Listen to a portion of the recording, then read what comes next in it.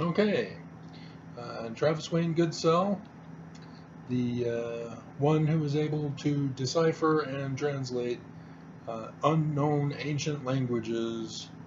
And so if you're a Mormon and you're wanting to watch this to find out, that will mean that you are denouncing President Nelson as the true translator of God, because he can't do this. He hasn't done it. God has not given him the gift. He did not succeed. Is that the right word? That's not the right word. That does not succeed.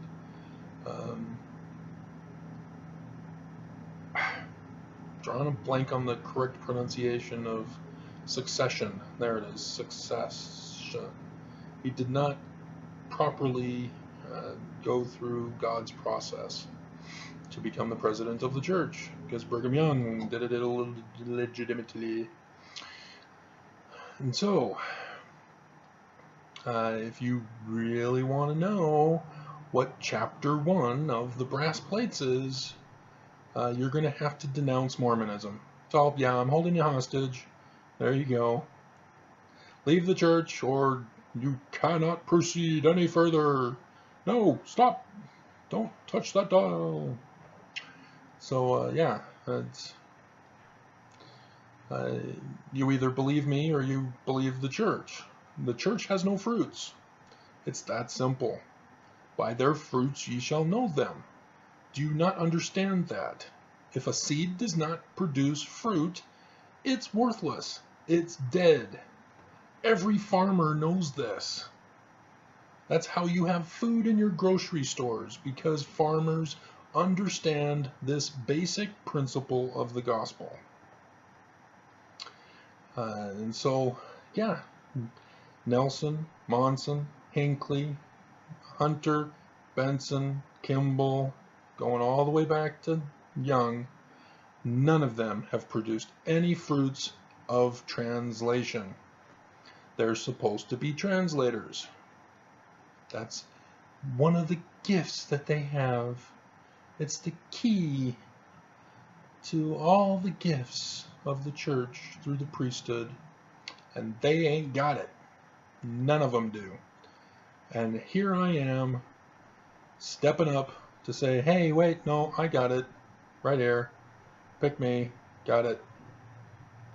And so I'm going to reveal to you chapter 1 of the brass plates.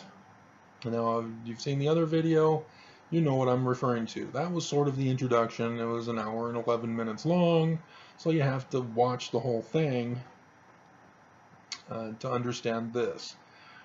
So if you're not going to do that, and you're just going to come to this site first off, and you know, I'm just going to ignore any dumb comments you make. Or if you're going to put a thumbs down, why? This is the brass plates. It's from the Book of Mormon. You believe in the Book of Mormon, don't you, Mormons? So, yeah, here's the brass plates. Because what you thought was church history is not church history. And so, shall we begin? Okay, the picture that I had here at the front, and it's easier to do that rather than to show it here on the screen, or do the picture and then do a voice over the picture. I'm having to sit at an angle here, so I'm a bit awkward because I don't want this is best for lighting. And so, yeah, we're going to do this. So, yeah, just refer back to the picture.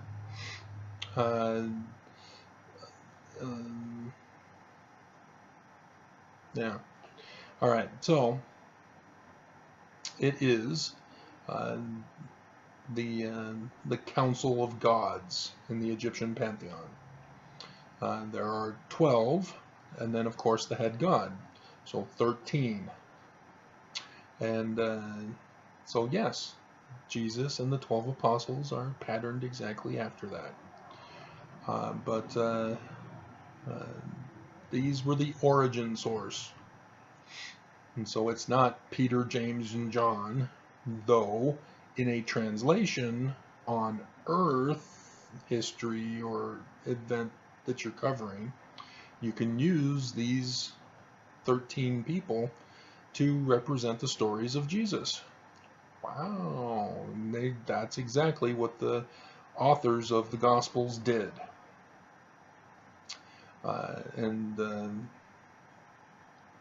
That's another book or another video series for that. I focus on the story of Genesis. And so we know that these 12 gods, 13 gods, were in the council in the pre-mortal existence. Before the earth was created, these 13 gods held council and talked about building the earth and everything that was going to occur on it from the beginning to the end thereof. And these 13 gods were involved on earth as well. They, of course, aren't just staying in the physical realm. They're being utilized in each stage of existence: pre-mortality, mortality, post-mortality. And so that's why the scene comes from post-mortality, the waiting place before exaltation on a celestial sphere, where the process starts all over again in a cyclical manner. The circle of life, Hakuna Matata, what a wonderful phrase. So that's where it all begins. And in this council, you have all of the major gods. And so each god was designated to come down to earth during different periods of time for the whole earth existence.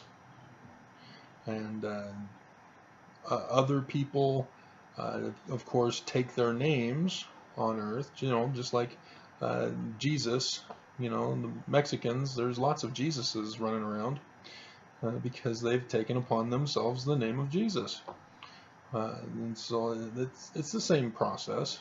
Many people took upon themselves the name of Horus or Osiris, or some even Set. The 19th dynasty took upon themselves the name of Set. Why? Because they usurped the authority from the 18th dynasty, just as Set usurped the authority of Osiris. And so they take upon themselves the name of Set because he's the god they're replicating.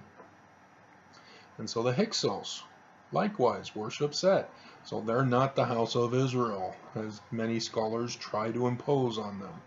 Though the post-Babylonian Jew who developed our Torah did utilize that in his narrative, using the story of the Hyksos as if they were the Hebrews in the house of Israel. And so, yeah, he's made many mistakes in mixing histories, assuming that they're all his. But this is why we're doing this, is to correct the errors of the Torah and restore the Torah in its pure original form, which comes from the Egyptian documents, not the Babylonian documents. And so this is chapter 1 of Genesis, is the council in heaven meeting to plan the formation of an earth for people to go down and rule on earth in righteousness. But as you can tell, they understood that there would be opposition in the form of a usurping brother who's among them in the council, and that they would need an Osiris figure who is the good, righteous Pharaoh at the beginning, who's usurped by his brother, who then reigns on earth and causes chaos and disorder and darkness for a long period of time, until eventually would come the last days Messiah, which the Jews believe in, and or the second coming of Jesus, as Christians misunderstand it. It's not the second coming of Jesus, it's the coming of Jesus' son to restore the kingdom of Jesus, who it's all taken from the Egyptian text, Horus restoring the kingdom of his father Osiris.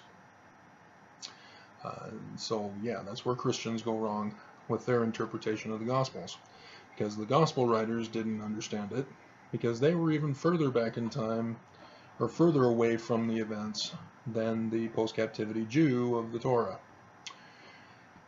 Okay, and so we also confirm that this is the case with Hatshepsut of the 18th dynasty, the queen of Thutmose II, and she became the pharaoh by appealing to the Amun priesthood, the dominant higher priesthood, because they had higher and lesser priesthoods. The Amun priesthood was the main priesthood, and they were in charge of crowning, anointing, making Christ the Pharaoh, and through the temple rituals. So Christians, you believe that temple rituals are pagan and evil. Well, I'm sorry, but that's your origins. Show a little respect. That's how kings are developed. You know, Jesus, in order to be the King of Kings, he had to go through the temple rituals. They didn't have it in the Jerusalem temple at the time. They had it in other temples around the area. So if Jesus snuck into the Jerusalem temple to perform rituals that were illegal in the Jewish religion, as anti-Christian documents indicate he did, then he was using the temple for the original temple rituals. Or he could have just gone to another temple, which was where his mother Mary was bought by Joseph from. Yes, Mary was a temple worker, and she was bought by Joseph so that she could take care of his other children. Yes, she was a 14-year-old girl. That's, you know, if you're old enough to never mind. So you know, people didn't live as long back then, so you needed to breed as soon as you were able. And plus, it helps to have hands helping you with your employment, whether it's farming or other stuff. You know, many hands make more money and make it easier to survive. And so, yeah, cannot pronounce her name. She appealed to the Amun priesthood, and she told them that her birth was the god Amun conceiving with her mother, the queen, and the resulting child was her, which is unusual because it's usually the Horus character, so it's a male firstborn son who is to take over the throne. So she used that to have her fit that role. And then she backed it up again by appealing to the premortal council, that in that council they knew that this would happen in their time, and that therefore the council of the gods foreordained her to be the pharaoh until her son, Tutmosis III, could be old enough to take over the throne. And so that's where we get the this council of gods who appear with the afterlife, and how we know that they're also on earth in this life, and have different roles during different dispensations, and how other people symbolize them in between. For example, each and every succession of Pharaoh, they reenacted that role of the old king dying off, the new king restoring the kingdom of his father. So even dynasties, as I indicated, also replicated that scenario. And so that is the theme of the Egyptians. The whole Osiris, Set, Horus. That's the theme. And Hatshepsut, she used the Egyptian theology to convince the Amun priesthood that she should become pharaoh. And so all that is in chapter 1, but you can't put all that in chapter 1, so then you have no other story. So you just have to say that there was a council in heaven, and that everything from the beginning of the earth to the end thereof was all planned ahead of time. And then they went down, and we get to chapter 2, which is the creation story, which will be the next video. So do you understand? So I can't go over the creation, for example, in this one, because then we wouldn't have any further stuff. I'd have to make this a multiple day video, and I can't do that. It would take forever to upload if my computer could even handle it. But so there you go. That's the first chapter in the brass plates.